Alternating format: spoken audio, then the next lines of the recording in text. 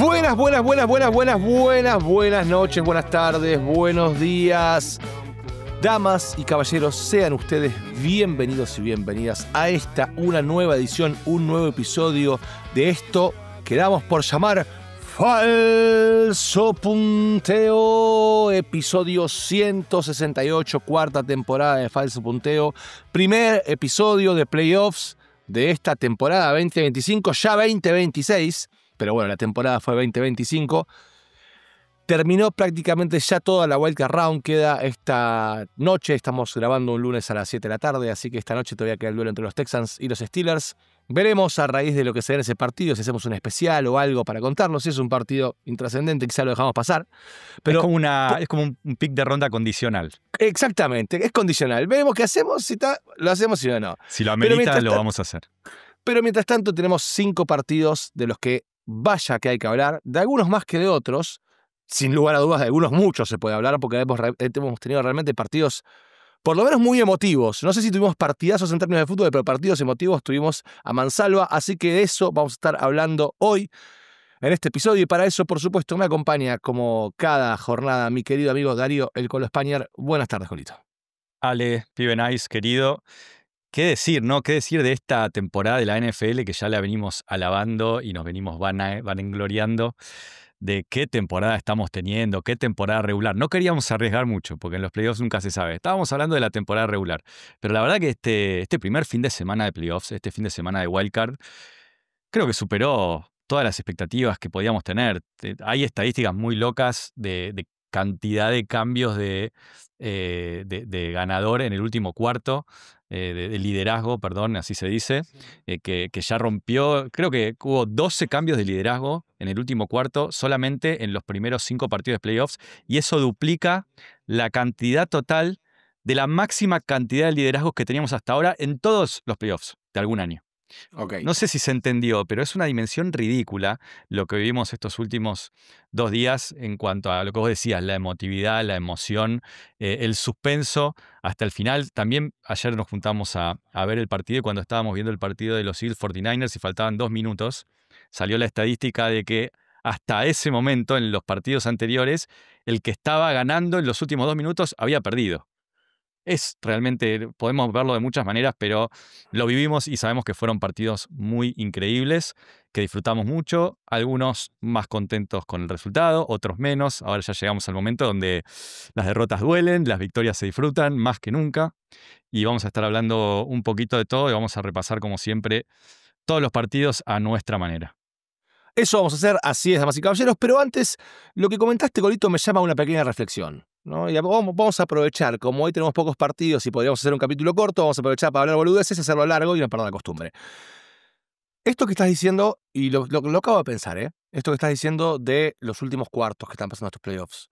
Si nos ponemos, el otro día discutíamos un poco, vos decías, che, esta fue una de las mejores temporadas que yo recuerdo, yo te decía, tengo mis dudas en tanto que buen fútbol quizá no tanto, pero es cierto que esta temporada tuvo muchísima emotividad.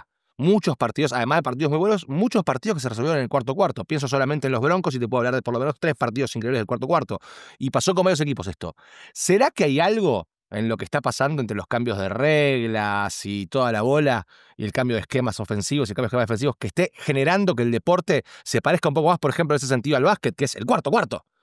Porque la NFL no fue tan... Obviamente el cuarto cuarto siempre es el más importante de todos, pero no fueron tan definitorios los cuartos cuartos en los años pasados. Este año pasó este fenómeno y se está dando esto. ¿Algo para opinar al respecto o simplemente tenía que hacer una reflexión porque se me salió? Sí, coincido. Me parece que sobre todo la última modificación, los últimos retoques que le hicieron a la regla de kickoff, influye claramente porque el promedio de yarda de inicio de los drives aumentó considerablemente. Hoy estamos hablando de que la mayoría de los drives arrancan arriba de la yarda 35 y muchos por ahí en la yarda 45-50, lo que ya te pone casi en posición de field goal. Y eso sumado a la distancia que tienen hoy los pateadores hace que conseguir 3 puntos sobre el final sea algo mucho más conseguible, valga la redundancia, porque no me salió una palabra mejor, que lo que sucedía en otro momento. Y también le genera un montón de dudas a los equipos acerca de los que están ganando, por ahí los que se pusieron arriba, de cómo manejar ese kickoff. Exacto. ¿Qué hago? ¿La mando al fondo y no le doy la posibilidad de devolver? ¿Qué hago? ¿Trato de que devuelvan, pero veo la manera de tenerlos en la yarda 20-25? Realmente me parece que es verdad lo que decís. No debe ser el único factor, pero creo que sí es un factor que está incidiendo. Bueno, veremos si el año que viene se mantiene la tendencia. Podemos elaborar un paper a nombre de Falso Punteo para presentar este respecto. ¿Quién te dice que el señor Godel no nos escucha y decide darnos un montón de plata para sostener este laboratorio de investigación? Lo veo, ¿eh? Llamado Falso Punteo. Muy bien. Sí. Entonces, basta de boludeces. Les recordamos, por si están escuchándonos en Spotify, iVoox o Apple Podcast, que nos pueden ver y escuchar en el canal de YouTube de No Huddle. Y si lo están viendo en el canal de YouTube de No Huddle y nos quieren escuchar, pueden hacerlo en Spotify, iVoox y Apple Podcast. Y por supuesto, @falsopunteo en Instagram, ahí nos siguen para poder darnos un poquito de amor a cambio de este trabajo un día de calor, de enero. Podríamos estar en una pileta, yo no, creo que vos tampoco, tenemos cosas que hacer, pero bueno, digamos que sí y acá estamos para ustedes, así que valórenlo y sigan a Falso Punteo en Instagram. Bien, vamos a empezar a hablar entonces de lo que fue esta Wild Card Round, esta ronda de comodines de la temporada 2025, postemporada 2026 de la NFL, y vamos a arrancar por un partido que es quizás uno de los partidos más simbólicos de lo que es la NFL en términos históricos. Es la rivalidad histórica más importante de la NFL, sin lugar a dudas. Una rivalidad que hace rato no tenía un partido de peso en playoffs. Se encontraban los Green Bay Packers con los Chicago Bears, los Packers de visitantes, los Bears en su casa. Partido muy emotivo, partido muy loco, sobre todo en el último cuarto. Ven que no hablamos de esto en vano. 31-27 lo ganan los Chicago Bears.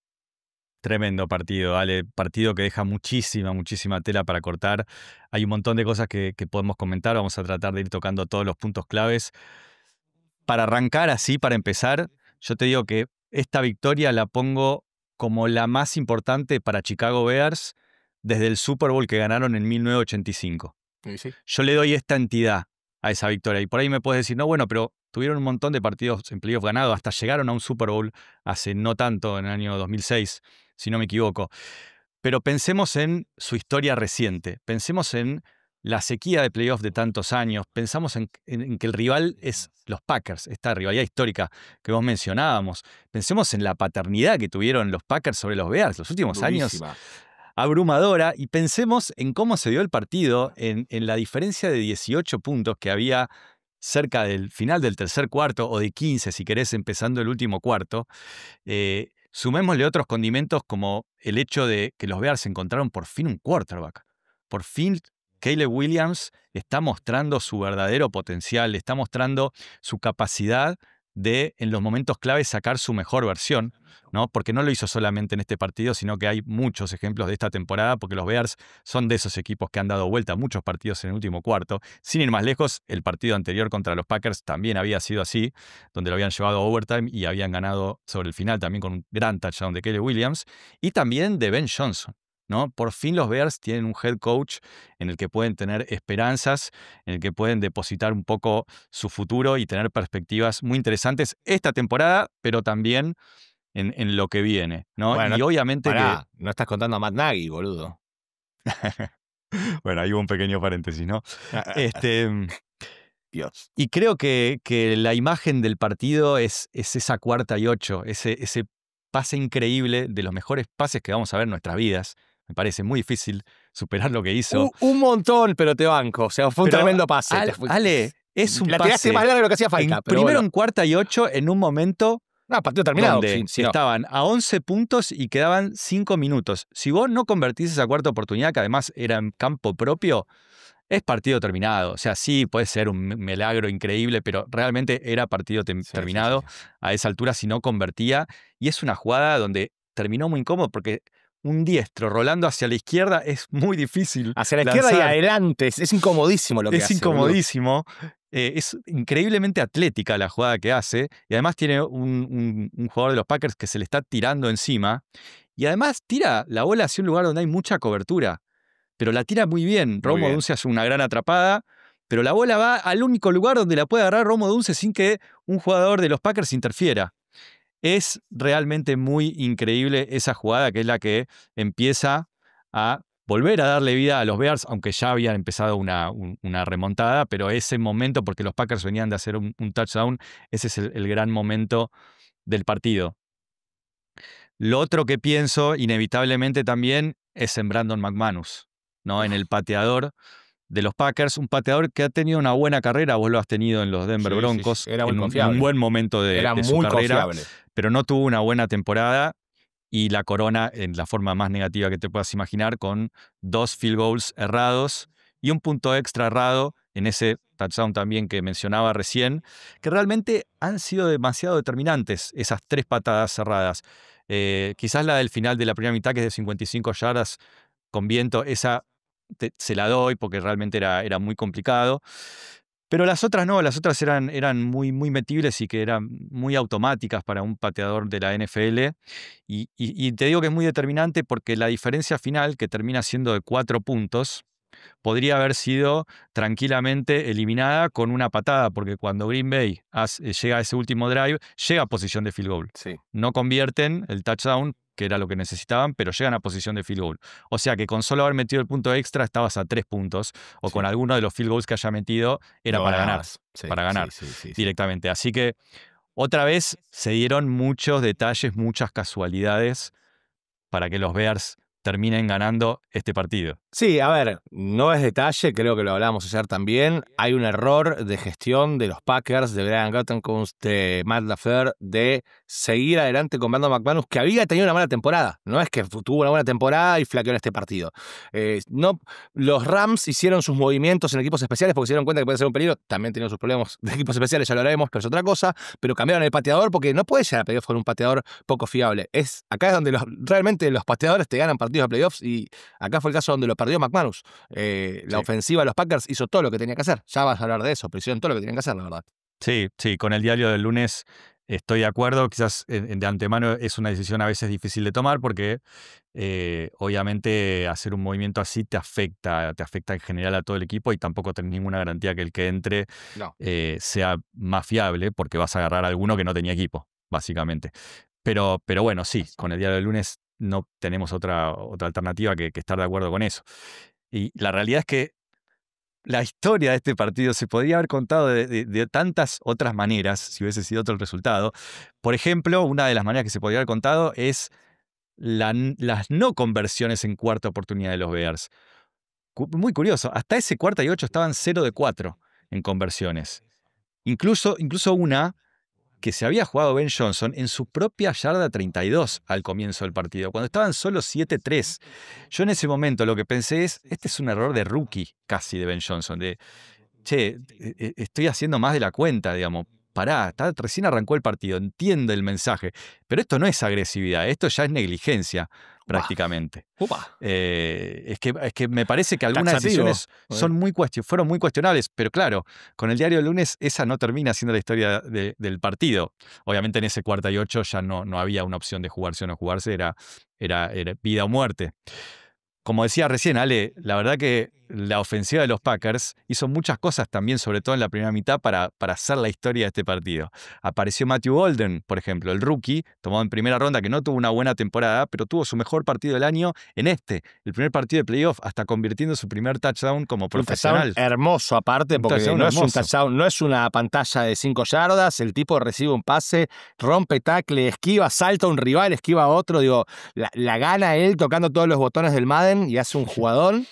Y no solo él, porque todos los wide receivers de los Packers participaron con touchdown. Estuvo Watson, estuvo Dawes, estuvo Reed, todo en la ofensiva estuvo todos. Muy bien. Reed tuvo un drop bastante duro en un momento clave, pero Romeo Doubs tuvo un partidazo, Watson apareció también, y Jordan Love. Jordan Love jugó un partidazo, más de 300 yardas y 4 touchdowns. Realmente jugó muy bien. Como decíamos, hay muchas formas de contar este partido. Caleb Williams, antes de un poco la épica del final, tampoco había jugado muy bien. De hecho, su porcentaje de pases completos es muy bajo en este partido y había tenido 2 intercepciones. Y feitas las intercepciones. Feitas las 2. Una en las la dos muy de rookie. Pero bueno, esta NFL es así, esta NFL en 2025 particularmente, y los Bears son un equipo que representan muy bien a esta NFL 2025, especialistas en levantar partidos en el último cuarto, y como decíamos, sacar su mejor momento en los momentos de mayor presión. También hay que mencionar a Colston Loveland, ¿no? El rookie, el tight end Qué partido, boludo. que viene teniendo una temporada claramente de menor a mayor y se destapó por completo en este partido. 8 atrapadas para 137 yardas, para ser la mayor arma ofensiva de los Bears. Y 15 targets, que tampoco es menor eso, ¿no? Porque evidentemente fue por lejos el tipo más buscado por Caleb Williams y por Ben Johnson en el diseño. O sea, le están dando esa entidad a Colston Loveland. Sí, un tipo claramente para considerar en Fantasy el año que viene como tight end 2 o 3, creo que va a estar por ahí. Sí. Otra vez clave DJ Moore, que no tuvo quizás tanta participación, pero otra vez tiene el touchdown de la victoria en una jugada muy, muy interesante que llamó Ben Johnson, donde disfrazan un pase pantalla a Luther Burden y finalmente la terminan tirando al fondo. Jugó bien de Andre Swift, anduvo bien el juego terrestre en general, tuvo un touchdown y tuvo también algunas conversiones clave. ¿Y cuántos condimentos que tuvo este partido? Yo quiero que hablemos un poquito de los head coach y de esta rivalidad, porque creo que no pasó desapercibido para nadie cómo fue el saludo final entre los dos técnicos, entre Ben Johnson y Matt LaFleur. Matt LaFleur lo está esperando con la mano arriba para saludar cordialmente y Ben Johnson viene corriendo y apenas si hay un toque de manos leve que duró milésimas de segundo. De hecho, había algo muy gracioso que son unos pibes que postean apuestas que hicieron y una de las apuestas era el over-under de cuánto duraba el saludo de... ¿En serio? Excelente. De Ben Johnson con Matt LaFleur y creo que el over-under era 1 segundo, le habían jugado al over y lo perdieron. No, excelente. 1 o 2 segundos, no me acuerdo. Sí, el saludo más corto que hemos visto entre los head coaches, que no se agarran a piñas, o sea, porque he visto finales malos que se putean. Que se saluden fue el saludo más corto que haya visto en mi vida. Y no solo eso, porque además Ben Johnson se ve cuando entra al vestuario y dice fuck the Packers, odio a los Packers, gritando, despotricando. Vos me dijiste algo ayer muy interesante acerca de tu teoría sobre esto, si querés contarlo vos. Sí, yo lo que sospecho es que en realidad esto es una construcción cultural de rivalidad. O sea, como bien decías al principio, este partido es importantísimo para los Bears y termina de ser todo lo importante que es porque son los Packers. Porque si era este partido contra otro rival, era un partido muy bueno, pero le da esta entidad fuerte el tema de los Packers. Ben Johnson creo que está construyendo esa rivalidad. Él a propósito está esforzando de más su odio con LaFleur. No tiene razones para odiando tanto a LaFleur. No. Creo que no. Y lo bardea. No se conocían, Ale. Está confirmado esto. No tenían relación. Desde que lo contrataron cuando lo traen como coordinador ofensivo de los Bears a los Lions, perdón, al revés, de los Lions a los Bears, el tipo dice, yo conozco mucho esta división, respeto mucho a Kevin O'Connell, no sé quién, me gusta ganarle a LaFleur 2 veces por año, lo viene bardeando desde hace rato. Para mí es toda una construcción cultural que está haciendo el chabón, no es que esté tan convencido de eso, lo hace porque se ve que le sirve, es el rally de tener el enemigo común de los Packers, que en Chicago está aprendiendo lo que está haciendo él, y es un héroe de la ciudad, la gente debe estar fascinada en Chicago con un Ben Johnson que te gana ese partido, que le escupe la cara a LaFleur y que después grita fuck the Packers, olvídate. Está bien, está haciendo lo que tiene que hacer, es todo construcción de marca, lo banco fuerte, a favor. Sí, no es mi estilo, yo no te puedo decir lo banco a muerte, me encanta, y ya lo he dicho varias veces, me deleito con lo que nos muestra dentro de la cancha, con su diseño y llamado de jugadas. Me parece una cosa, realmente creo que estamos viendo en cuanto a la parte táctica, un Kyle Shanahan 2.0, me encanta realmente, pero no estoy de acuerdo con este modo actitudinal. No va conmigo, no es mi estilo, entiendo que lo banquen, por supuesto, en Chicago y que lo banque vos.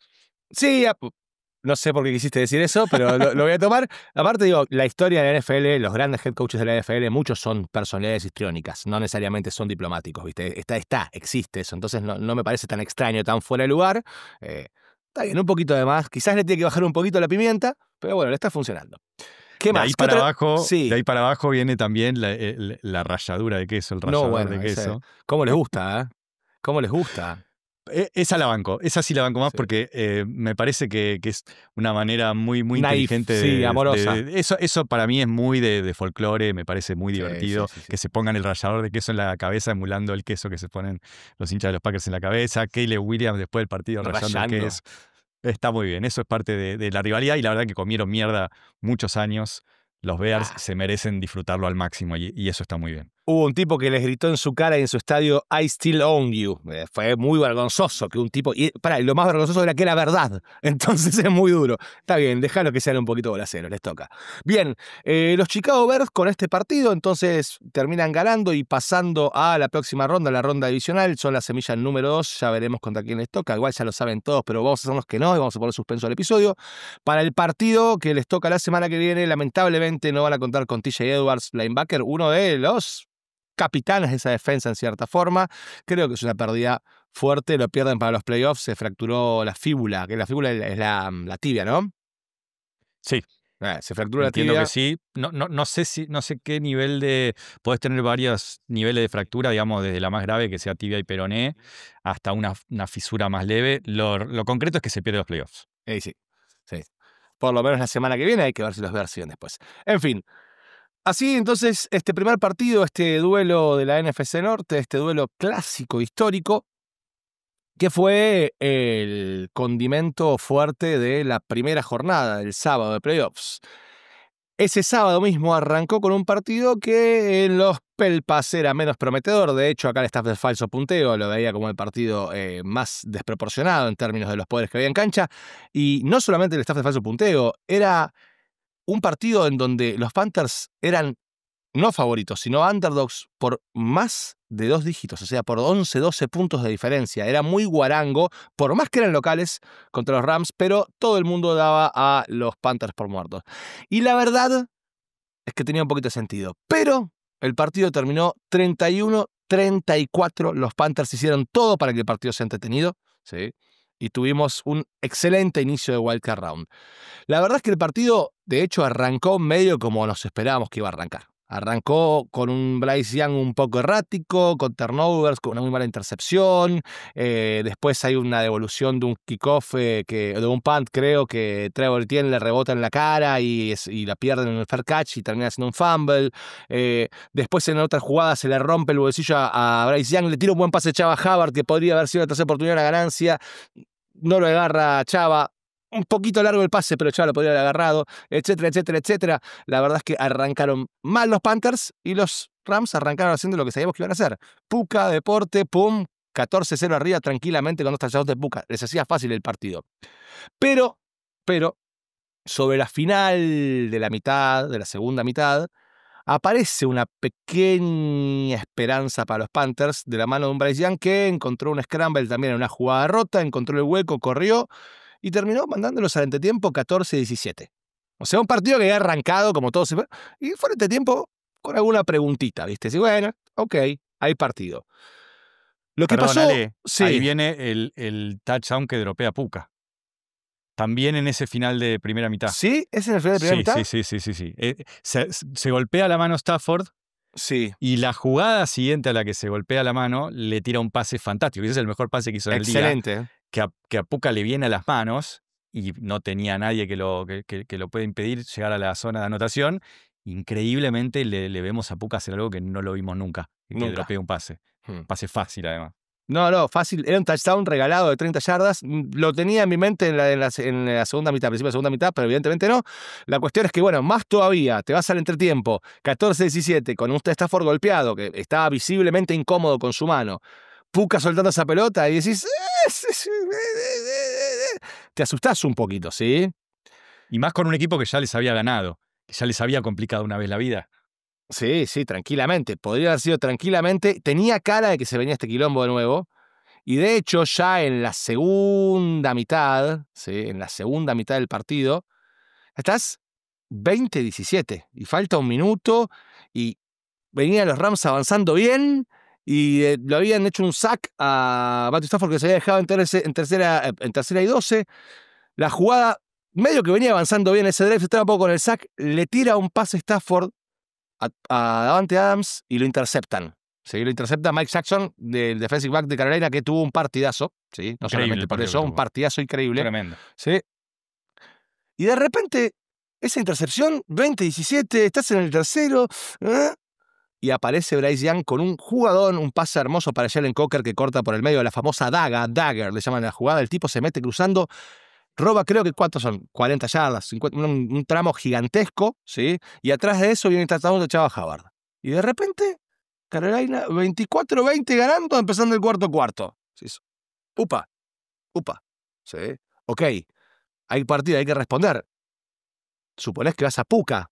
Bueno, Puka no estaba agarrando una bola, de repente No, pero estaba... fue como una sequía de Stafford y de los Rams increíble. O sea, había arrancado creo que 8 de 8 Stafford y de repente no había manera de completar un pase más. La mano, estaba incómodo, boludo. Se notaba que estaba incómodo por la mano. Estaba realmente incómodo y no completaba, no avanzaba. Carolina de repente estaba armando juego. Pero bueno, responden los Rams finalmente. Buenos diseños de Sean McVay. Sean McVay hizo funcionar la ofensiva constantemente. Sacó un par de cositas de la bolsa y un par de jugadas muy lindas. Termina logrando ponerse de nuevo arriba. Recordemos, este cuarto tuvo 4 cambios de liderazgo. Este es el segundo cambio de liderazgo. Porque se ponen de nuevo arriba con un touchdown de Kyren Williams en un slant ahí. También bien diseñado. Una jugada donde parece que está en el backfield. Corre, se mete por dentro. Es una pavada, pero funciona bien. Otra vez arriba, entonces, los Rams 27-24. Ahí vienen 2 drives conducentes de ambos equipos. Primero de los Carolina Panthers, después de los Rams. Y cuando los Rams en cuarta van a despejar, porque el drive no fue a ningún lado, porque las cosas seguían medio trabadas, aparece el talón de Aquiles de estos Rams durante todo el año, que son los equipos especiales. ¿Qué pasa? Le bloquean el despeje a los Rams y recupera Carolina posesión de bocha en la 35 de los Rams. Un desastre. Y otra vez decías, che, este equipo ya me ganó, los equipos especiales me jodieron todo el año, se viene la debacle. Bueno, capitalizan los Rams la buena posición de campo. Hermoso pase. Los Panthers, hermoso pase, lo voy a insistir, no sentí que te haya gustado tanto para mí el pase de Bryce Young. Sí, ¿cómo no? A Jalen Coker, me encantó. Hermoso, es un poema, la pone en la canasta divina, le cae.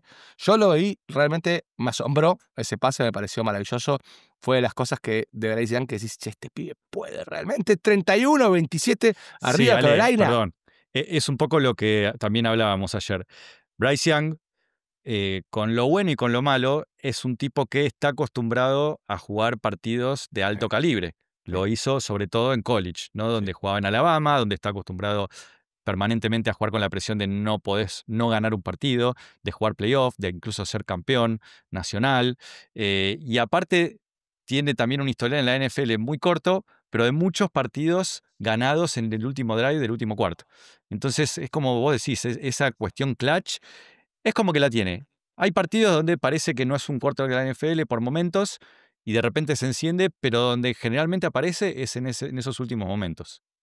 Sí, se hablaba mucho del gen clutch de Bryce Young llegando a este partido. De hecho, era uno de los argumentos en favor de Carolina, en cierta forma. Así, che, pueden ganarlo porque realmente Bryce Young está demostrando esto. El tema es que del otro lado de la cancha tenés a el abuelo de Clutchness, a Mr. Clutchness, que es el querido Matthew Stafford. El Colo, este partido no lo vimos juntos, pero el Colo, justo estábamos hablando por privado, dice, no, Carolina, la puta madre, cuando mete este touchdown y faltan 2 minutos, él dolido porque decía, Carolina va a pasar. Y yo dije, boludo, tranquilo, lo ganan los Rams caminando.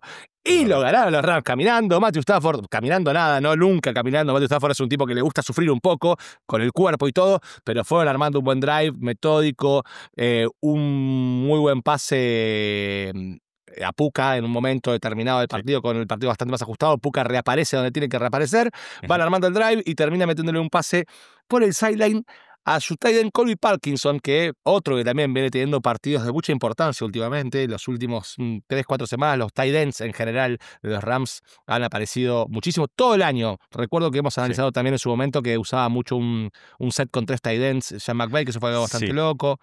Pero bueno. Este partido, interesante lo que traes, este partido durante gran parte del mismo abandonaron esa formación 13, ¿no? Que se llama cuando tenés un running back y 3 tight ends dentro de la cancha.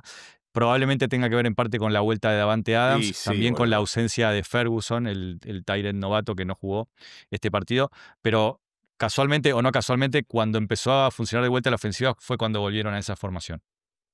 Y así fue que con esa formación y con Colby Parkinson recibiendo una bocha y haciendo una jugada bastante atlética, hay que decirlo, porque le recibe sobre el sideline, gira muy bien, se estira lo suficiente, pero casi que sin esfuerzo fue el drive de los Rams. Fue como con la autoridad de quien dice, che, está todo bien, che, bueno, te felicito, Carolina, hiciste partido, pero correte que tengo que ir a la ronda adicional. Se sintió así un poquito su último drive, lo que no le quita gracia al partido y emoción. 34-31 fue el resultado final. Los Rams tambalearon, es cierto que tambalearon en este partido, pero llegan a la ronda divisional, que ya veremos contra quién lo juegan, con una confianza interesante para el partido, ¿sí? Porque lo que se planteó en este partido de parte de los Rams, que es algo que ya sabemos, es que es un equipo que está hecho para el palo y palo. Como que en playoff tenés dos formas de ganar. O sea, un equipo que aguanta muy fuerte desde la defensa y te come y va al partido de pocos puntos.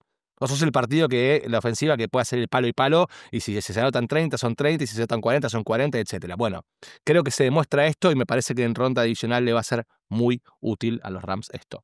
Para cerrar la temporada de Carolina, que termina acá, creo que termina la temporada donde claramente terminaron cagando más alto de lo que les daba el culo. Este equipo no es un equipo de playoffs, definitivamente. Existe la NFC Sur y por eso entran.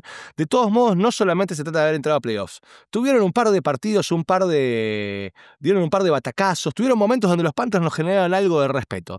Y la verdad es que la terminan en buena ley la temporada, ¿no? Está bien que terminen acá, no tenían que haber llegado más lejos, pero terminan en un punto alto también, ¿no? Porque uno ve cómo se fueron de estos playoffs contra unos Rams que eran amplios favoritos. Y dice, che, bueno, pueden seguir construyendo sobre esto y quizás el año que viene pueden ser un equipo interesante. Hay cosas muy lindas. El cuerpo de wide receivers de a poquito está bárbaro, porque la verdad que Jalen Coker y Tetairoa McMillan como one-two punch de wide receiver, si dentro de un par de años son Jamar Chase y T. Higgins, tampoco me sorprende. ¿Tienen con qué? Digo, Bueno, ¿tienen con qué? En no sé calidad si es un montón, pero bueno. falta otro. A poor man's, como dicen allá. Falta otro montón de cosas alrededor. En calidad, no me parece que. O sea, bueno, ponerlos en esos tiers, no importa, pero digo, creo que pueden ser un wide receiver 1 y 2 de altísima calidad. Bryce Young, ya lo decimos, tiene algo. No sabemos qué es bien del todo, no sabemos si. Pero algo tiene, ¿sí? La defensa, que lo hablábamos hacer Colito, había sido el año pasado una de las peores de la historia de la NFL, básicamente no del año, sino de la historia. Este año pasó a ser una unidad competente, por momentos excelente, tuvieron muy buenos partidos, de hecho. Hay algo en Carolina, Sí. hay algo ahí. El tema para mí es el techo. Sí. Yo te lo decía también, siento que es un equipo que no me voy a entusiasmar demasiado con su futuro, no me quiero volver loco con su futuro. Me gusta mucho Dave Canales y me gusta lo que están construyendo, pero no creo que el techo sea mucho más alto. No creo que este sea un equipo que pueda pasar las 10 victorias en lugar de las 8 que tuve este año. Sí, es muy difícil hacer una transición como la que hicieron los Patriots o los Bears, de realmente ser un equipo malo a ser un equipo excelente. Creo que primero tenés que inevitablemente pasar por una meseta donde te hagas bueno. Suena lo natural, a veces hay poca paciencia, pero está bien lo que planteas. Me parece que claramente hicieron un salto muy importante de un año al otro, más allá de que tampoco sean un equipo de los mejores o dominante, y tienen sobre qué construir. De acuerdo. Bien, entonces terminamos con este partido y si te parece, Colito, pasamos al día domingo, donde tempranito a las 3 de la tarde, con el fuego encendiéndose, estábamos encontrándonos para ver el que era, para mí, por lo menos el partido más importante del fin de semana. Estoy hablando del duelo entre la tercera semilla de la AFC, los Jacksonville Jaguars, que hacían de locales frente a la sexta semilla, de la AFC, los Buffalo Bills. El partido lo ganan los de Sean McDermott, Josh Allen y compañía 27-24. Y bueno, te lo dejo a vos, porque si no soy reiterativo. Sí, otro partido increíble, otro último cuarto, sobre todo, realmente dramático a todo nivel. 4 cambios en el marcador, como en el partido de los Rams y los Panthers, que de vuelta son números, pero esto iguala a la mayor cambio de marcador en el último cuarto que hubo en cualquier partido de playoff. Y nosotros lo tuvimos en 3 partidos el fin de semana. Es absurdo, es realmente absurdo. Y Ale, ¿qué te puedo decir? Tengo que empezar hablando de él. Tengo que empezar hablando Ya sé que lo vas a hacer. ¿Qué querés que haga? Tengo que empezar hablando de Josh Allen porque la verdad es que tuvo un partido espectacular. Josh Allen, desde cualquier punto de vista que lo veamos. Hay algo muy interesante que escuché, no me acuerdo si lo llegamos a hablar o no, pero que Josh Allen contó él mismo antes del partido que ahora que tuvieron 2 semanas, porque la semana pasada no jugó y tuvo 2 semanas para prepararse para este partido, estuvo trabajando mucho con Joe Brady, con el coordinador ofensivo, en hacer self-scouting. ¿Qué quiere decir esto? En mirar mucho su tape propio y entender dónde estaba fallando. Y dijo que lo que descubrió que estaba dejando pasar muchas oportunidades de tomar lo que le daba la defensa. Esto famoso que se dice, ¿no?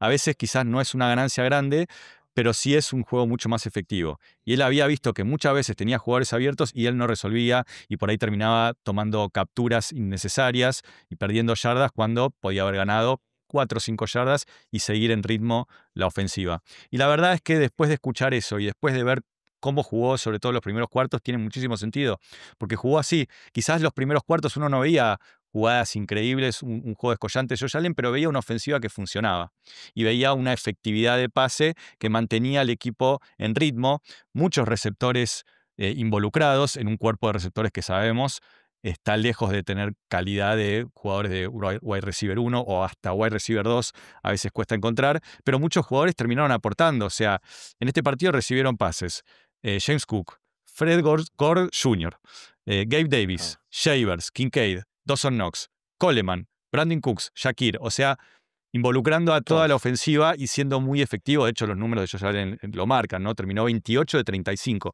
una efectividad altísima, no tantas yardas quizás, por aire, 273 y un touchdown.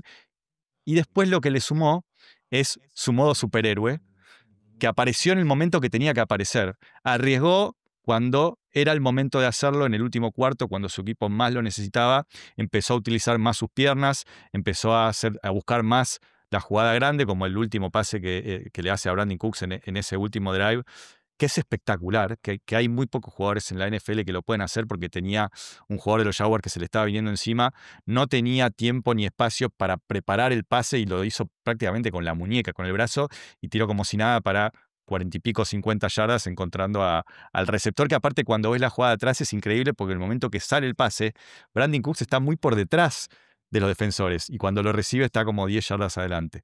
Realmente una jugada de crack total y también, bueno, los últimos avances por tierra con esos quarterback sneaks que un poco terminaron definiendo el touchdown en el final.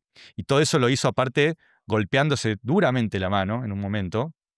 Un golpe que también pareció el que tuvo Stafford, donde se golpea con un casco rival cuando está terminando el movimiento del pase. En un momento también se golpeó la rodilla, ya venía tocado del pie, pero ellos ya ¿no? Ese es el hombre, hasta ahora por lo menos, tocamos madera, indestructible, y jugó realmente un gran partido, obteniendo así su primera victoria de playoff como visitante. Loco, también estaba 0-8 hasta este momento, así que bueno, es un hito estadístico, pero bueno, no es menor, me parece. No es nada menor, nada menor. Y nada menor que sea Josh Allen. Hacíamos el chiste de que un balazo en la rodilla durante un partido de Josh Allen depende del calibre si sigue jugando o no. Si es un calibre chiquito, sigue jugando. Sea un calibre más grande, pero sí, a ese nivel. Es un enfermo. Yo lo quise lesionar con mis pronósticos mala leche de principio de año y no me salió. Ahí está. Así que ahora viene la revancha. Y a todo esto, el último condimento de esto es que no funcionó el juego terrestre contra una defensa que es muy buena contra eso. Vos me lo decías ayer, segunda en la NFL contra la corrida. Y eso obviamente hace que sea más difícil el trabajo del quarterback. Cuando no podés jugar por tierra, no podés establecer la corrida, no podés aprovechar tanto el play action, eso te complica mucho, ¿no? James Cook tuvo solamente 46 yardas en 15 intentos. Del otro lado de la cancha, esperábamos muchísimo, ¿no? Teníamos muchas expectativas de un Trevor Lawrence que no había comenzado muy bien la temporada, pero que en los últimos partidos había encontrado un ritmo, habían encontrado un estilo de juego donde estaba sacando su mejor nivel, había un poco dejado de lado esos errores que casi siempre lo acompañaban.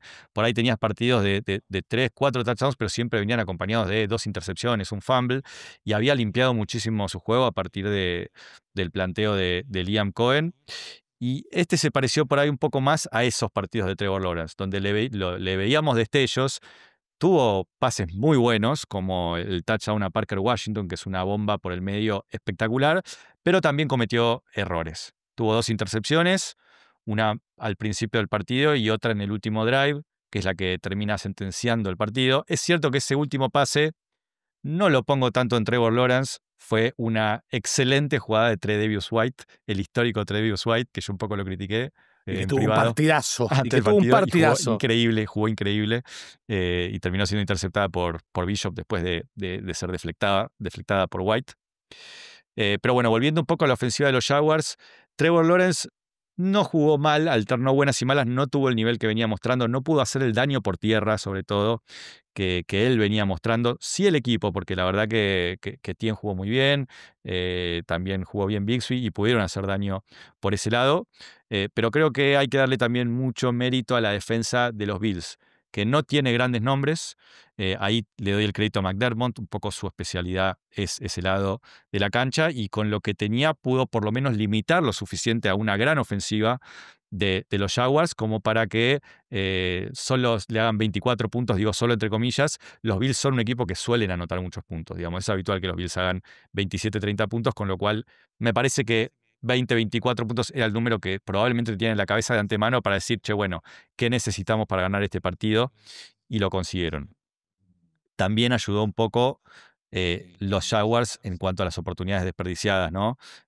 Porque, por ejemplo, lograron un turnover al principio del partido y después no pudieron capitalizar porque Trevor Lawrence no pudo convertir ese cuarto down, que se quedó muy cortito. Primero la dieron, después la revisaron y vieron que había apoyado la canilla un poquito antes de pasar. Sí, Sí, un turnover en zona roja, o sea, no un turnover, es un fumble de un return de Ray Davis que los deja a 30 yardas. No, es que estaban ahí, tenían que sacar algo y no sacaron nada, ni siquiera 3 puntos. Sí. Y después Cam Little, que tanto hablamos de él, que la semana pasada había metido un field goal de 67 yardas con el partido 40-3 y había festejado como Cristiano Ronaldo. No sé si la viste, la celebración. Sí. Esa famosa, todos los compañeros lo vinieron a felicitar y él los frenó y dijo, calma, acá estoy yo. Bueno, tenés que estar en estos partidos, no cuando vas ganando por 40 puntos. Cam Little, tenés que meterla de 50 yardas en el partido de playoff. Ahí festejá y decía, acá estoy yo, tranquilos. Me parece que un poco apresurado ese tipo de festejos. Me gusta esta hazaña, me gusta que tengas hazaña con un pateador, me gusta, a favor, sobre todo si es de los Jaguars. Pero bueno, en fin, gran victoria de los Bills. Obviamente, como decías, ¿no? Quizás el partido donde esperábamos más juego, que sea más parejo, y creo que respondieron los dos equipos, más allá de que hubo errores. Yo creo que si miro un poco los partidos que hubo hasta ahora, todos fueron muy interesantes en cuanto a lo emotivo. Este creo que además tuvo ese componente de que los dos equipos jugaron bien. No te escucho. Perdón, a ver. Es que me muteé porque el perro estaba ladrando. Totalmente el componente de entretenimiento del partido te lo doy todo. A mí particularmente, sabes, te lo dije, se lo digo a la audiencia, me disgusta mucho este resultado porque no tenía ganas de cruzarme con los Bills en playoffs y con este resultado los Broncos van a recibir a los Bills. Esperaba un poquito más de los Jaguars. Sí, tuvieron momentos donde dieron más. De hecho, hubo momentos que jugaron bastante bien. Me gustó la reaparición de Brian Thomas Jr., me gustó el partido de Parker Washington, me gustó el partido de Brenton Strange. El juego terrestre de Jacksonville, bueno, vos en un momento hablabas de la defensa de los Bears, que está bien, fue bend but don't break, pero por tierra no paraban nada, les corrían por los costados con una facilidad de 7, 8, 10 yardas, así que funcionó todo muy bien desde ese lugar. Pero bueno, ¿cuál es la conclusión de todo esto? Yo tengo que recordar lo que digo siempre, porque yo confié que los Jaguars le podían ganar a los Bills, y hay que acordarse que no hay que confiar en gatitos. No tengo que confiar en gatitos. Nunca más. Bien. Avanzamos entonces. El domingo de Wildcard seguía con un partido que vamos a dejar para el final, porque era un partido quizás de los más interesantes para conversar. Vamos a hablar de otro partido que fue quizás el que niveló la balanza, ¿no? En términos de que tuvimos una Wildcard Round con mucho entretenimiento, mucho cambio de marcador. El patito feo, puede ser. Y bueno, el patito feo. El patito feo es el nombre del episodio, evidentemente. Llegó el guadañazo de embole, que por cierta parte también el partido lo prometía, ¿no? A priori, digamos, tampoco que no fuimos engañados. Podía pasar perfectamente lo que pasó, ¿sí? Estamos hablando de un partido donde tuvimos que esperar 50 minutos de fútbol para ver un touchdown. Durante 50 minutos no hubo un touchdown en playoffs, creo que esperan un poquito más. Fue un festival de sacks, de fumbles, de sack fumbles, de jugadas feas que terminaban con mucha suerte en algún field goal. Ambos quarterbacks terminaron como líderes en yardas por tierra de sus respectivos equipos, para que nos demos una idea de que las cosas funcionaban extrañamente en los partidos. Partido feo. En términos ofensivos, un partido feo, no hay con qué darle. Un partido que se resuelve medio que en un par de jugadas. situación clave del partido y es al principio a Drake May lo interceptan en su propia yarda 10. Decís, bueno, Chargers, es el momento. 0 puntitos se llevaron para contar de eso. 0 puntitos. Y ya como que eso un poquito te empieza a marcar la historia del partido. Te va a hablar de unos Chargers que para mi gusto nunca pudieron levantar la cabeza del charco. New England responde, serie larga, paciente, field goal 3-0. Un segundo cuarto sin brillo ofensivo, field goal de los Chargers, otro field goal de los Patriots para terminar el partido. Poca jugada, o sea, una salida de Ramondre Stevenson en un pase corto por encima de la línea que es para 30-40 yardas. Después, nada en el partido. Nada que decir, nada que destacar. Un partido realmente muy feo, mucho golpe, mucho toma y daca. La pelota parecía que no la quería nadie, salvo las defensas. El partido tenía menos ritmo que Ryan Shazier después de la lesión. Era una cosa que no, imposible. Pero el tercer cuarto mueve un poquito más la pelota de los Patriots. Parece que May empieza a agarrar un poco el ritmo. Porque también lo que estaba pasando es ambos quarterbacks estaban jugando demasiado presionados. Las líneas ofensivas de ambos equipos estuvieron bastante complicadas. Pero Drake May tenía un poquito más de tiempo y un poquito más de argumentos y un poquitito más de juego terrestre. Lo de Justin Herbert, durísimo, ya lo vamos a hablar. Jugó corriendo por su vida todo, absolutamente todo el partido. Pero bueno, en este tercer cuarto estamos viendo la pelota de los Patriots bien, parece que se viene touchdown, pero strip sack a el señor Drake May y otra vez pierde la oportunidad. Así todo el partido, como que parecía que iba a pasar algo y no pasaba nada. Bueno, pero después sí. Otro pase largo a Keyshawn Butte, muy lindo pase. Creo que fue el único pase lindo del partido, fue el pase largo que le mete Drake May a Keyshawn Butte. Muy lindo pase, que los acerca bastante. Pero la banda de Jesse Minter sigue aguantando. Otra vez field goal, 9-3, nada. Partido abierto todavía, llegando al último cuarto. Pero en cierta forma, no. Y esto es lo que te decía que se veía desde el principio del partido. Los Chargers nunca pudieron jugar a nada. Justin Herbert estuvo todo el partido y sobre el final ya se volvió grotesco. En modo héroe, en modo superhéroe con la capa, pero sin sentido. Corriendo para todos lados como un dibujito animado. No es que estaba haciendo algo. Se quedaba con la pelota, corría, intentaba, se comió 6 sacks. Varios fumbles. Fue muy difícil la situación para Justin Herbert, que jugó realmente muy incómodo en todo el partido, ¿sí? Y finalmente llega en el cuarto de estocada final, una jugada bien lograda, un drive bien logrado de los Patriots y finalmente touchdown de Hunter Henry, 16-3, partido. Ese pase también fue muy lindo. Muy lindo pase también a Hunter Henry. Sí. Partido prácticamente liquidado. ¿Sí? En la serie siguiente de los Chargers hay un strip sack a Justin Herbert que otra vez estaba intentando. Esa fue la jugada más simbólica para mí. Lo ves que empieza a correr de espaldas a la línea ofensiva, intentando cualquier cosa. Pero así fue prácticamente todo el partido. Fue simbólico esa jugada. De ese strip sack los Chargers no se levantan, tienen la última posesión, pero nada, termina con un sack. O sea, así termina el partido con un sack en cuarto down. No pudieron nunca los Chargers a nivel ofensivo hacer nada. La defensa de Jesse Minter hizo su trabajo. Muy bien. Jugó bárbaro la defensa.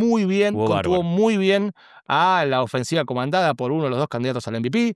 Realmente lograron mantenerlo a raya, si bien no es que tuvo un pésimo partido Drake May, ni mucho menos, pero lograron mantenerlo contenido. No fue de sus mejores, tampoco fue un mal partido. Drake May, creo que está bien, coincido con lo que decís. En definitiva, jugó contra una defensa que lo controló muy bien, tuvo 2 intercepciones y aparte el fumble, o una intercepción y 2 fumbles, ahora no me acuerdo. Pero también hizo jugadas clave muy buenas, sobre todo en tercer y cuarto down. Y con las piernas fue importantísimo. Importantísimo con las piernas. Por eso digo, lo tuvieron que ganar como lo ganaron los Patriots. Un partido que... El cierre del partido es simbólico del partido. Termina con Mike Gravel sangrando y sonriendo y celebrando. Eso fue el partido. Milton Williams, cuando va a festejar con él, le pega un cascazo y termina con, no sé si la nariz o la boca abierta. Y es eso. Es el símbolo del partido. Fue así un partido golpeado, feo, ensangrentado, pero bueno, con un ganador que terminaron siendo los de Gravel. Partido con muy poco brillo, que no puede excitar a nadie. Salvo quizás a los hinchas de los Patriots. Seguro, los hinchas de los Patriots, no tengas ninguna duda. Ale, a ver, primero es un partido muy típico de la era Belichick, ¿no? Así ganaban los Patriots en playoff, jugando muy bien en defensa, muy sólidos y haciendo lo justo en ofensiva. Me van a matar por ahí los hinchas de los Patriots, pero la realidad es que la mayoría de los partidos se daban de esa manera. El último tramo era Belichick. El último tramo, sí. El que vimos, porque nosotros no vimos mucho de la primera era Belichick. En el 2007 no lo vimos, cuando estaban con Randy Moss metiendo touchdown a loco. Está bien, eso no lo vimos. Que no salieron campeones ese año, aparte. Pero, en definitiva, creo que fue un partido donde una de las grandes diferencias, porque las dos defensas dominaron, básicamente una grande diferencia fue que un equipo pudo hacer algunas jugadas explosivas y el otro no. ¿No? Los Patriots de repente por ahí había en un momento estaban encajonados en su propio campo y salían con una jugada de 40 yardas de Ramondre. Hubo dos de Kayshon Boutte de esas que También mencionás. sí. Y los Chargers en ningún momento pudieron conectar y ahí es donde poco yo le pongo cierta responsabilidad a Justin Herbert, porque si bien es cierto lo que decís, que la tuvo difícil, que jugó muy presionado, bueno, pero hubo 3-4 pases que no fueron del todo buenos y que podrían haber sido jugadas grandes. Alguna con Quentin Johnston, alguna con Ladd McConkey, hubo 3-4 pases que yo en el momento los vi y dije, y un poquito underthrown, o sea, obviamente que le estamos pidiendo demasiado, sí. Hay mucha más responsabilidad de Greg Roman, el coordinador ofensivo. Sí, sin dudas, y probablemente sea el chivo expiatorio. No creo que Greg Roman tenga trabajo de acá a una semana como mucho, y probablemente antes veamos la decisión. Pero me parece que hay algo del lado de Debe, de Justin Herbert, que todavía no logró ganar un partido de playoff. O sea, con las grandes cualidades que tiene como quarterback, que creo que todos coincidimos en ponerlo dentro de un top 6, 7, y que no lo ponemos más arriba justamente porque nos falta verlo ganar este tipo de partidos. Tiene 3 chances, bueno, las 3 chances tienen que ser jugadas grandes. Y eso es lo que logró hacer Drake May, que no logró hacer Justin Herbert.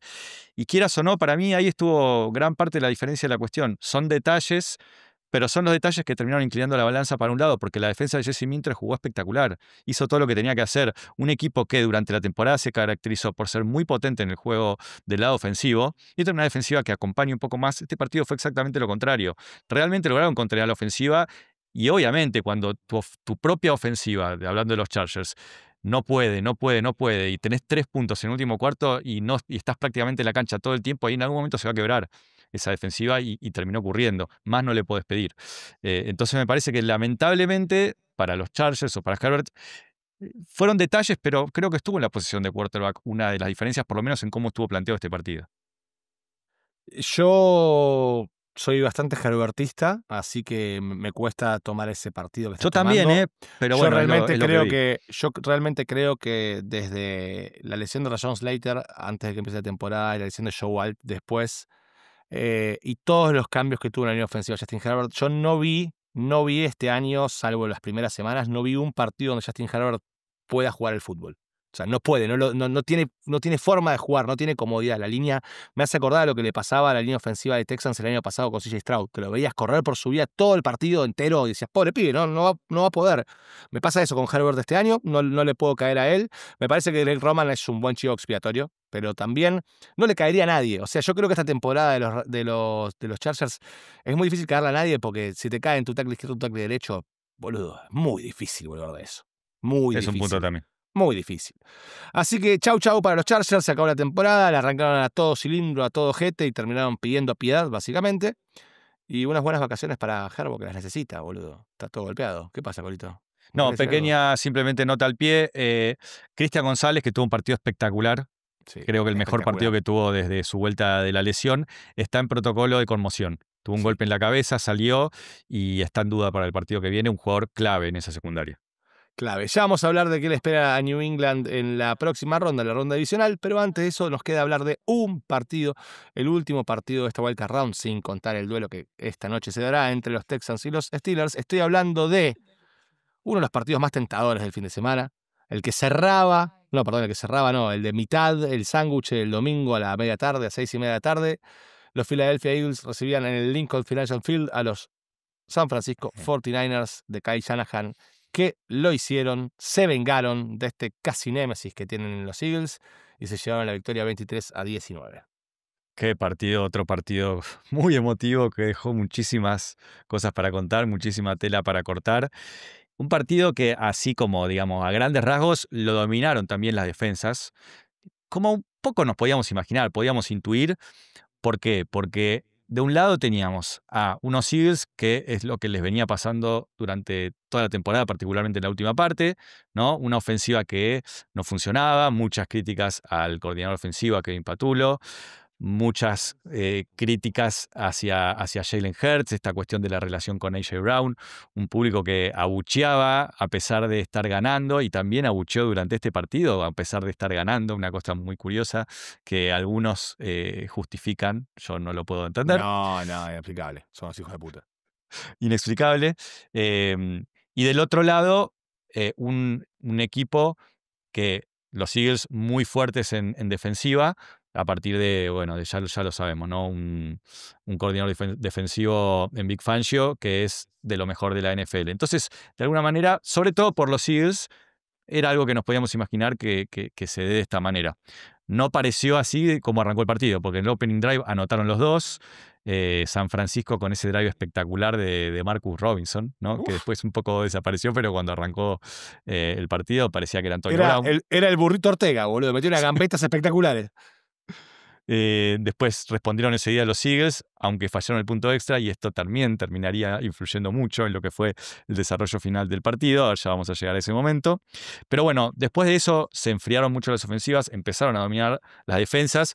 Los Eagles dominaban levemente, de todas maneras no podían alejarse, iban sumando de a 3, un poco confiando en que su defensa podía mantener a raya a San Francisco, y así lo venía haciendo hasta que llega el gran punto de inflexión del partido, por lo menos en lo anímico, porque no es que se definió nada en ese momento, pero estaba arrancando el último cuarto, el partido estaba 16-10 a favor de los Eagles en ese momento, estaba avanzando San Francisco y Kyle Shanahan llama una jugada muy particular, una jugada de truco, una jugada donde Purdy se la da a Jauan Jennings corre hacia su lado derecho y le tira un pase increíble a Christian McCaffrey por encima de la defensa. Él lo recibe muy bien también este gran jugador, ¿no? Christian McCaffrey, que en definitiva creo que termina siendo la figura de este partido.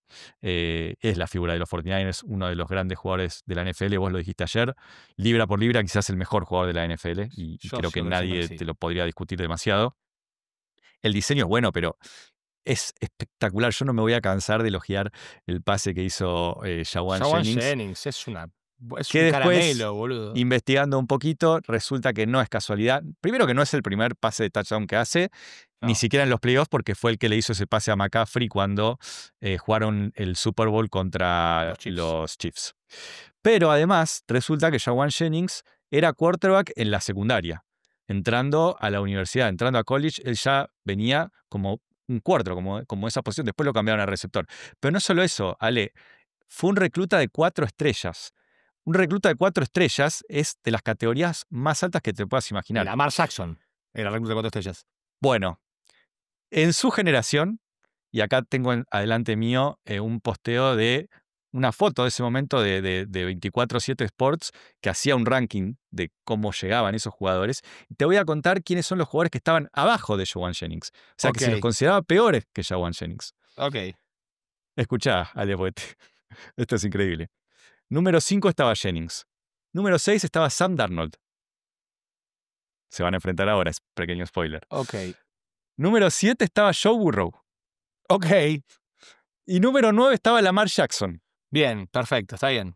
Veo. Así de bueno era Brock Purdy saliendo Jauan de la Jennings. secundaria. Jauan Jennings, ¿qué dije? Brock Purdy. Jauan Jennings. Seguramente tenía más estrellas que Brock Purdy, sin dudas, como quarterback, que cuando salió de la secundaria Jauan Jennings. Después la vida lo terminó poniendo de wide receiver, pero evidentemente tiene un brazo casi de quarterback profesional de la NFL. Digamos, no hay tanta diferencia. Seguramente hay otras cosas que no hace tan bien, pero su brazo, su forma de pasar la bola, es tan buena como la de cualquier quarterback de la NFL. Para que tengas una referencia, tiene la misma cantidad de pases de touchdown en playoffs que Justin Herbert. Sí, eso es muy duro, pobre Justin. Te lo dejo para que lo reflexiones. Es muy duro. Pobre Justin, lo estamos matando. Pero bueno, como decíamos, después de esa jugada tampoco se definió el partido, porque eso lo ponía simplemente 17-16 arriba a los 49ers y todavía había mucho juego por delante. De hecho, vuelven a anotar los Eagles y se ponen arriba con un field goal que los dejó 2 puntos arriba, y finalmente terminaron respondiendo los 49ers con otro touchdown en el mejor drive de Brock Purdy en todo el partido, que nunca había podido terminar de igualar, de entrar en ritmo, y finalmente lo hace y termina con un touchdown que recibe ¿quién si no, ¿no? Christian McCaffrey. ¿Caíste Boludo, otra vez? me acabo de acordar de una bocha que no fue un touchdown, pero una bocha que baja McCaffrey, que los dos nos Sí, quedamos. al principio. Una bola Increíble. alta, increíble. Se Sí, descuelga sí, del sí. piso, la baja. Es espectacular. Qué bestia. Sí. Qué bestia, perdón. Hablando de Brock Purdy, tuvo un partido donde tampoco jugó nada cómodo, lógico, frente a esa defensa. De hecho, tuvo 2 touchdowns, pero también tuvo 2 intercepciones, ambas de Quinion Mitchell, el gran cornerback de los Eagles. Y todo esto, los 49ers, además lo hicieron habiendo perdido a George Kittle al principio del partido. No me acuerdo si fue No primero o menor. segundo Segundo cuarto. cuarto. Se lesionó talón de Aquiles, durísima noticia, durísima lesión. A esta altura de la carrera, sobre todo, de uno de los estandartes que ha tenido Kyle Shanahan a lo largo de toda su carrera como entrenador de los 49ers. Después de ese touchdown de los 49ers, hablando de vuelta del partido, se pusieron arriba exactamente como tiene el partido, 23-19.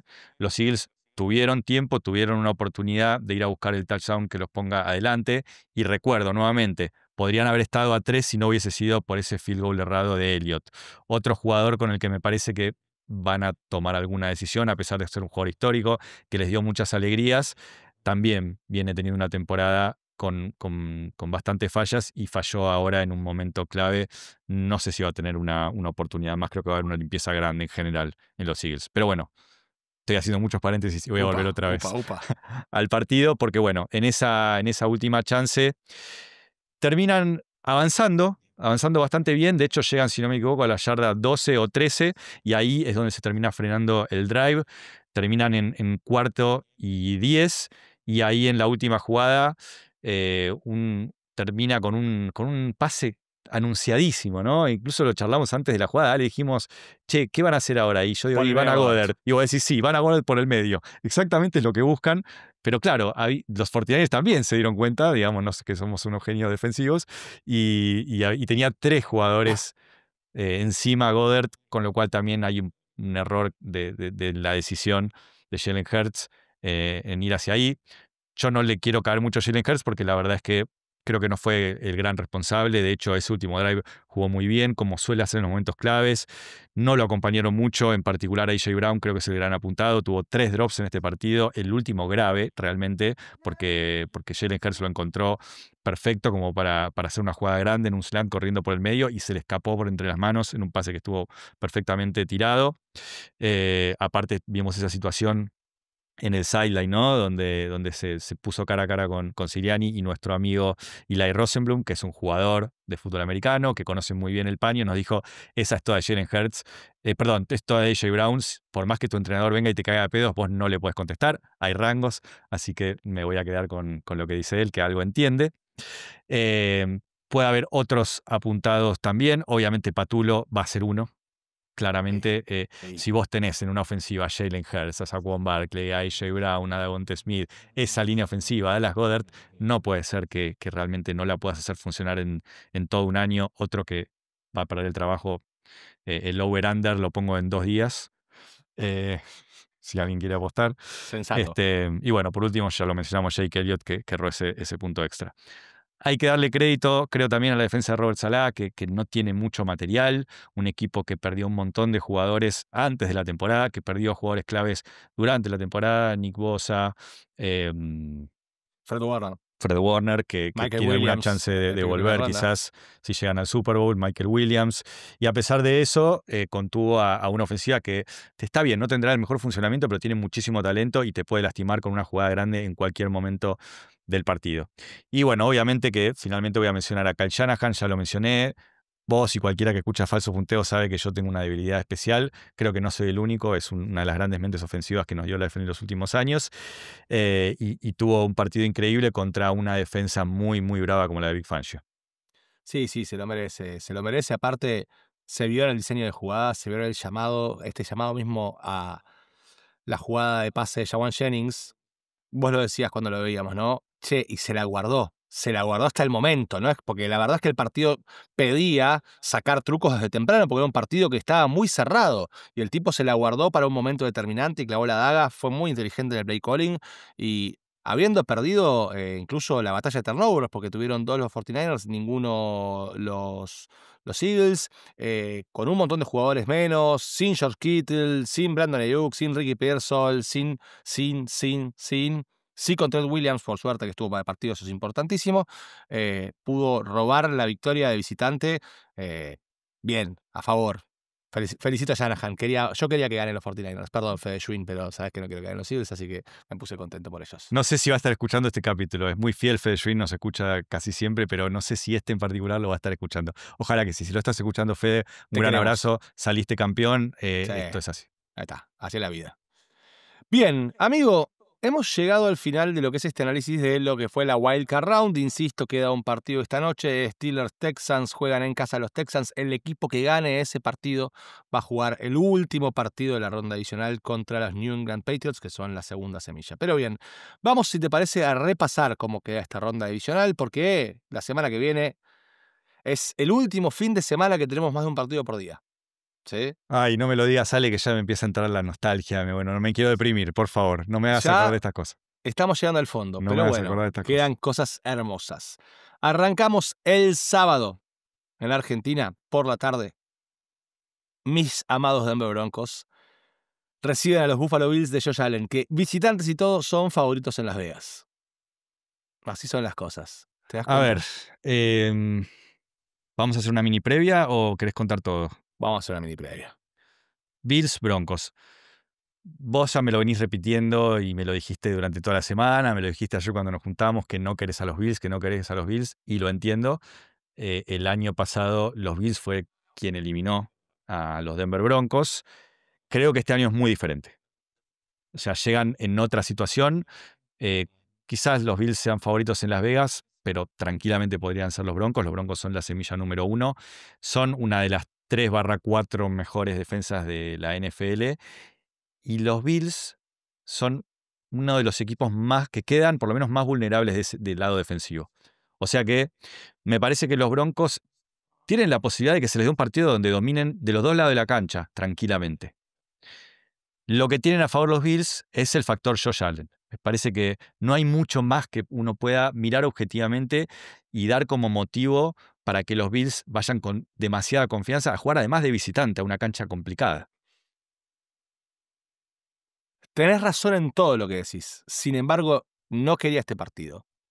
Y no lo quiero todavía. ¿Por qué? Porque como bien dijiste, ya nos sacaron el año pasado. Si llega a pasar que los Bills ganan este partido, va a ser muy feo anímicamente para los Broncos. Yo estoy preparado para que estos Broncos se vayan en primera ronda, no tengo problema.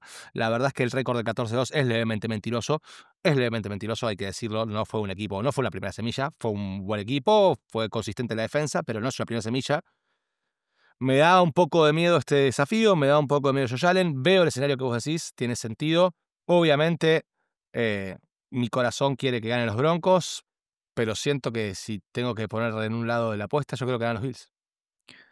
Ahora, si vos a los Bills, o un hincha de los Bills, lo agarrabas al principio de la temporada y le decías, vas a jugar el partido de ronda divisional contra los Broncos, donde firmo, Sí. ¿no? Sí. Pero bueno, en esta NFL 2025 la verdad que predecir no tiene mucho sentido. Yo voy a tratar de disfrutar ese partido. Lo voy a sufrir también porque, bueno, lamentablemente en ese partido vamos a estar con el corazón totalmente enfrentado. Ale, yo voy a creer que ganen los Bills. Ya lo dije al principio de la temporada, son mi equipo del 2025. Y bueno, vos obviamente tenés tu equipo de todos los años, así que tenés tu motivo para querer que ganen los Broncos. ¿Es buena idea juntarnos a ver este partido o No. mejor no lo hacemos? No es buena idea. No es buena idea. Perfecto. Pasemos al siguiente, porque acá evidentemente estamos tocando fibras muy emocionales y en cualquier momento alguno se le hará llorar. Este mismo sábado, pero después de los Bills Broncos, ya a la tarde-noche, nochecita, los 49ers visitan a los Seahawks en un partido que no sé si va a ser necesariamente vistoso, pero estoy seguro que va a ser muy emotivo. Muy seguro. Muy seguro. Bueno, tenemos un antecedente muy cercano, ¿no? Porque se enfrentaron en la semana 18 y ahí fue dominio total de los Seahawks. Particularmente desde el lado de su defensa contra la ofensiva de los 49ers, donde los limitaron a solamente 3 puntos. Pero bueno, también eso puede ser un arma de doble filo, porque al ya haber jugado tan recientemente, un poco por ahí después en frío, después analizando el partido, seguramente Kyle Shanahan encontrará ciertas debilidades, ciertas cuestiones donde puede hacer daño, aunque del otro lado, también me lo decías ayer, está Mike McDonald. Quizás estamos viendo el nacimiento de una de las grandes mentes defensivas que va a dominar la NFL durante muchos años. No sé si escuchaste la entrevista a Jawan Jennings después del partido, pero lo entrevistó Mike Garofalo Mm. y le preguntaba, bueno, ¿sabés contra quién juegan ahora? Y no sabía Jawan Jennings. Y dijo, no, Nada, no, vos. la verdad que quiero contra los Seahawks, pero no sé. Bueno, sí juegan contra los Seahawks. Dijo, vamos, vamos, es lo que queríamos. O sea, se ve que de ese partido, a ver, si lo piensan objetivamente, yo creo que no está bueno enfrentar a los Seahawks de visitantes en este momento. Pero bueno, evidentemente se quedaron con mucha leche, ¿no? Después de haber perdido y de ser dominados de esa manera, y tienen mucha sed de revancha. Y la cuota de que sean rivales divisionales siempre le aporta un valor extra. Son clásicos, son franquicias que tienen una rivalidad ya planteada, así que le da mucha más gracia a este último partido divisional del sábado. Pasamos al domingo, donde tenemos lo que yo pienso que puede llegar a ser el festival de puntos, si no de la ronda, de los playoffs. Estoy hablando del desafío entre los Chicago Bears, que reciben a los Rams de Sean McVay. Y digo, pienso, ¿no?, en lo que decía cuando analizábamos el resultado contra los Carolina Panthers, que tuvieron 34-31 hasta último momento. Decía, es un buen antecedente para lo que se van a enfrentar ahora. Es lo más probable es que este partido sea un partido de palo y palo, de muchos puntos y que se defina en la última jugada. Y está bueno para los Rams llegar sabiendo que tienen antecedentes, que lo pueden hacer con autoridad y con jerarquía, como lo hicieron esta vez.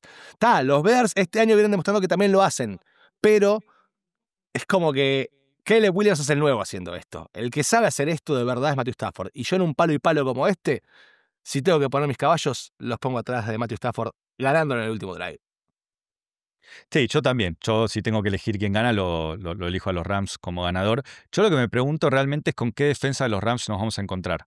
Porque fue una defensa que a principio de temporada fue muy dominante, era de las mejores de la NFL, muy sólida, y eso se fue desdibujando con el correr de los partidos y al punto de que vienen de ser dominados por una ofensiva de Carolina, que le metió 31 puntos. Entonces, creo que una de las claves del partido va a ser así, si vamos a encontrarnos con esa defensa de los Rams que metía miedo, ¿no? Desde todos los puntos, desde la línea defensiva hasta la secundaria. Y últimamente no viene siendo así. Sí espero un partido, como decís vos, que sea bastante palo y palo. Y contra estos Bears lo que sucede es que no te puedes confiar para nada. Y justo se da la coincidencia que se van a enfrentar a unos Rams que vienen teniendo esa debilidad de que se les escapan los partidos sobre el final. Entonces hay una cuestión ahí, ¿no? No importa lo que pase en los primeros 3 cuartos, sobre todo si van ganando los Rams, se tienen que cuidar mucho porque los Bears ha demostrado ser un equipo que se enciende muchísimo en el último cuarto y hay una vulnerabilidad también ahí de los de Sean McVay. Me interesa muchísimo la rivalidad esta entre Sean McVay y Ben Johnson, otra de las dos grandes Uf. mentes ofensivas que tiene la NFL. Y creo que los Bears, a ver, tienen una defensa que también es muy ciclotímica, que los vimos en el último partido, donde muy vulnerables en la primera mitad, los Packers le anotaron 21 puntos y después en la segunda mitad los lograron neutralizar por completo, varios drives seguidos de 3 and out, muy buenos ajustes. Obviamente el coordinador defensivo es Dennis Allen, ¿no? Es un tipo que Algo de sabe, ese, ganar de ese lado de campeonatos. cancha la tiene muy clara. Con lo cual va a ser un duelo muy interesante. Le doy una leve ventaja a los Rams, pero NFL 2025. No, ya todos estos partidos lo gana cualquiera, pero bueno, hacemos el jueguito, analizamos y decimos cosas para que la gente después nos pueda putear o felicitar. Último partido, domingo por la noche, vamos a tener al ganador de Texans Steelers, el duelo de esta noche, que arranca en unas horas nomás, contra los New England Patriots, que ofician de locales por ser segunda semilla de la AFC.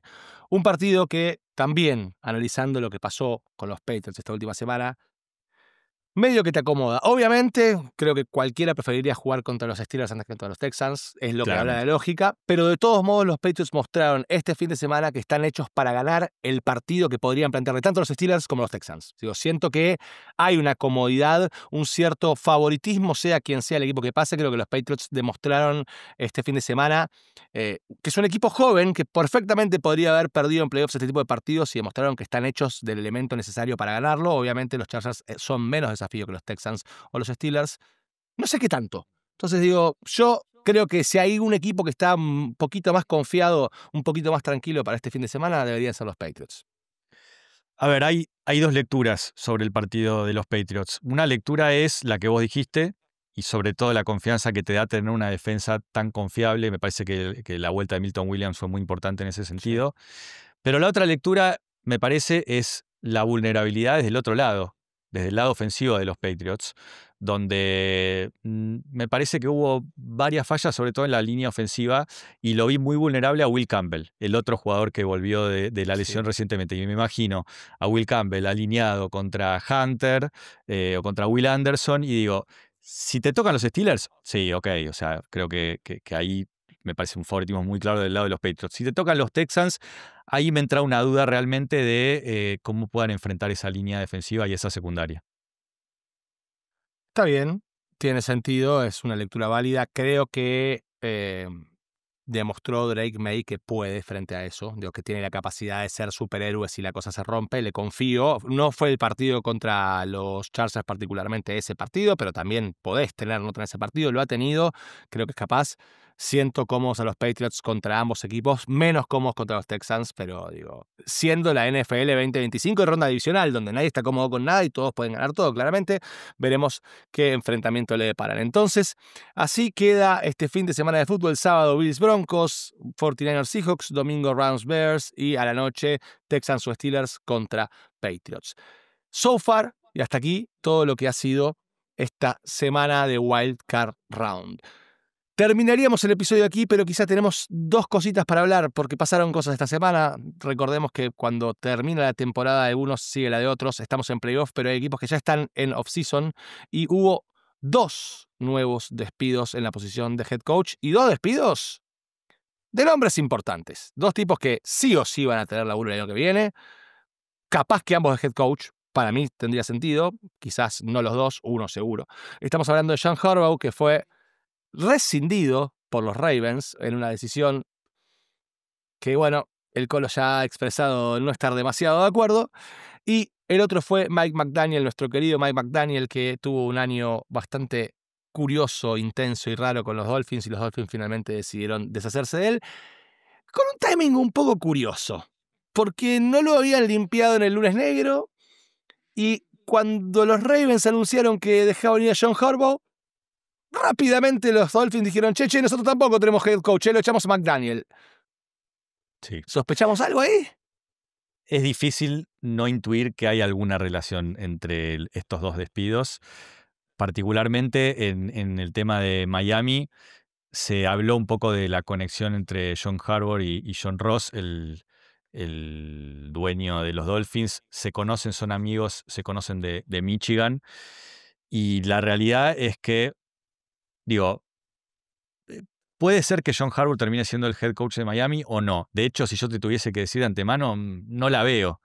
¿Por qué? Porque creo que John Harbaugh va a tener muchísimas ofertas y Miami no me parece el equipo más atractivo para ir en cuanto a plantel y posibilidades para el futuro. No tiene quarterback porque Tua ya sabemos que casi seguro que se va. Pero bueno, me parece que si vos sos los Dolphins, primero, echaste a tu general manager.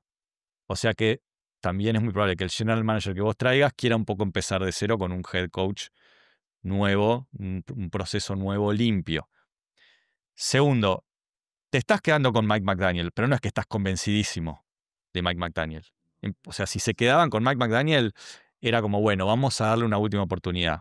Ahora, si de repente aparecen en el mercado tipos que te interesan mucho más y vos no tenés tanto para perder echando a Mike McDaniel porque ya estaba demasiado tirante y medio un ciclo cumplido, bueno, te deshaces de Mike McDaniel y te das la posibilidad quizás de agarrar un tipo que te interesa muchísimo más, como podría ser John Harbaugh. No es algo comprobado, no es ninguna información concreta, pero bueno, es algo que se puede inferir. Falso Punteo investiga. San, san, san, san, san, san, san, san, san. Va a estar interesantísimo este ciclo, nos va a dar muchísimo para charlar porque la verdad que como hace mucho no pasa, hay nombres disponibles muy interesados en el mercado y muchas vacantes, algunas muy interesantes. Qué sé yo, la vacante de los Ravens me parece que es algo que... Fuego. ¿Cuántas veces pasa que se abra una vacante de un equipo con ese plantel, con ese quarterback, con esa estructura? Porque los Ravens son una organización muy seria, con un gran general manager en Da Costa. Obviamente que uno dice, bueno, y que haya un coach disponible como John Harbaugh, tampoco se da. Es un Mike Vrabel 2.0, digamos, que haya un head coach con ese palmarés. Más aún, y por eso yo critico un poco la decisión de los Ravens con este ejemplo tan cercano que tenemos, ¿no? De qué le pasó a los Titans cuando tomaron la decisión de dejarlo ir y de qué le pasó a los Patriots cuando lo contrataron. Me parece que un tipo de esas características es difícil de encontrar y yo entiendo lo que se habla de una relación quizás tirante con los jugadores o con Lamar Jackson, de un ciclo cumplido, de muchas veces donde se despidió de la temporada de una manera muy dolorosa. Podemos ver la responsabilidad o no del head coach en eso. Yo en particular no la veo tanto porque creo que fueron detalles muy puntuales, casi de jugadas, de un drop, de un field goal errado. Es difícil echarle la culpa al head coach. A mí me cuesta mucho cuando son detalles tan pequeños, pero bueno, así es el deporte. Es un mundo que se mueve por los resultados y los resultados para los Ravens no han sido buenos con el plantel que tenía en los últimos años. Dijiste muchas cosas y tengo muchas opiniones. Voy a arrancar por el final con lo de John Harbaugh. Yo entiendo perfectamente que a veces los ciclos simplemente no dan para mucho más. No, ni siquiera se trata de que no se trata de que esté mal, de que sea una debacle. Es como, no, quizás llegó ese momento. Cambio de aire. Yo creo en los Ravens como, en ese sentido, como franquicia, como organización. Creo que son gente prolija, no hacen pelotudeces. Me parece que deben haber entendido que era el momento de cambiar de aire y la verdad que me parece más inteligente cambiar de aire con un roster que tiene un montón de estrellas y todavía muchas muy jóvenes, ¿sí? Porque también tenés muy buenos, hablaste de Lamar, pero también tenés muy buenos jugadores en defensa, que fuiste levantando en los drafts siguientes. Digo, tenés un núcleo para construir, seguir construyendo. Está bueno que aceptes el fin de ciclo antes y te des la posibilidad de construir un nuevo ciclo, haciendo una buena elección de head coach, por supuesto, y con todo el riesgo de que no te salga, pero construir un nuevo ciclo con todo ese core antes de que ese core ya esté vencido. Me parece inteligente. La decisión la banco. Veremos después el día del lunes que dice. Lo que discrepa un poco fue cuando dijiste que la posición de head coach de los Dolphins no es tan tentadora. Y discrepo con varias cosas. Primero, discrepo con que necesariamente Tua is out, ¿sí? No me quiero olvidar que hace 2 temporadas Tua era una bomba aérea. No paraba de bombardear. Esa ofensiva de Miami era un infierno y Tua tiraba unas bombas hermosas y era un tipo muy preciso. Sabemos que tuvo malas temporadas, sabemos que tuvo muchos golpes en la cabeza. Me cuesta matar a Tua y decir que Tua ya no es un starter. Quizás alguien que venga nuevo pueda encontrarle de nuevo la chispa y hacerlo funcionar. Puta, si Sam Darnold y Daniel Jones funcionaron, Tua seguro puede funcionar, porque comprobó que es un tipo que puede jugar en la NFL a un buen nivel, para empezar. Después el resto del roster, pienso en la ofensiva y solamente ya con Devon Achane. Y con Jalen Waddle tengo un montón para decirte que tengo armas. Hay agujeros, sobre todo en las trincheras, hay mucho que reconstruir. Me parece que no es tan grave la situación de Miami y es una franquicia importante, es una franquicia orgullosa, es una linda zona. Digo, no me parece una mala opción realmente como vacante ir a los Dolphins y me parece que John Harbaugh, que también tiene ese palmarés, al igual que su hermano, de ser un tipo que da vuelta a programas y los toma y los hace funcionar, podría verlo como algo tentador. Pero bueno, hay vacantes en los Ravens, en los Dolphins, en los Falcons, en los Browns, en los Giants, en los Cardinals, en los Raiders. Vamos a tener una offseason entretenida por demás en ese lugar y capaz que todavía no terminaron, capaz que hay más vacantes, ojo, porque ya no sería la primera vez que pasa que terminan echando a alguien más adelante. Creo que no tenemos mucho más para decir, Colito, ¿no? ¿Vos tenés algo más para decir? No, creo que Bien. hemos dicho todo lo relevante. Bien, estupendo. Antes de despedirnos de todos, quiero darle un abrazo virtual a mi amigo el Gato Quiroga, que no hablé con él después de la dura derrota de los Packers. No le escribí porque sentí que le iba a meter un dedo en la llaga. Si está escuchando este episodio, está dispuesto a ser metido un dedo en la llaga, así que acá, amigo, te abrazo y te saludo. Lamento esa derrota. Amigo Fede Schwinn, lamentamos la derrota de los Eagles también. Son cosas que pasan. A todos los amigos que han perdido este fin de semana, que su equipo ha perdido, los abrazamos desde Falso Punteo. Acá amamos el deporte y nos divertimos más allá del resultado, pero entendemos que a veces uno invierte un poco de corazón en todo esto la semana que viene me toca a mí. Lo que estoy haciendo es anticiparme para que ustedes me abracen a mí cuando el episodio que viene esté muy triste, porque Josh Allen nos volvió a agarchar con la pija muerta. Bien, hasta aquí hemos llegado entonces.